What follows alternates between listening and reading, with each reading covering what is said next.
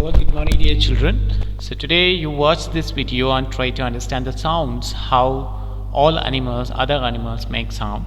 So you want to listen this story very well and answer the questions which I give below of this. Okay, let's get started. Sound words. Once upon a time, there was a papaya tree that grew very close to a pond in a forest. Many animals lived in and around the pond. You could hear the chirping of birds. So what is the sound of birds? How do birds make sound? Chirping. Okay, so chirping of birds. The chirping is a sound that is made by birds. Okay. Birds. You could hear the frogs croaking. See, the frogs croaking, the sound which is made by frogs, that is called the sound croaking. Got it? Like this. You could also hear snakes hissing. Snakes makes the sound that's called as hissing. All the animals. One day, they heard a Sorry? shake. Yes.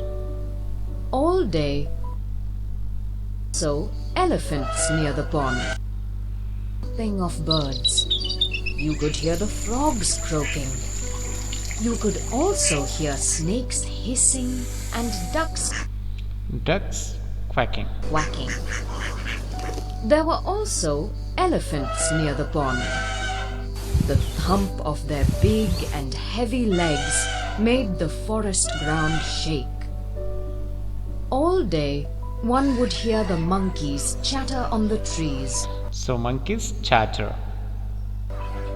The animals lived happily until one day they heard a glub. All the animals were afraid.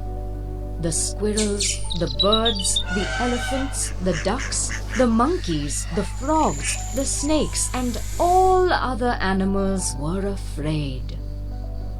The words chirp, croak, hiss, hump, chatter, and glub are words that tell us about the different sounds in the story. Words that sound similar to the sounds they describe are called sound words. What words would you use to describe these sounds? Here is a fun activity for you.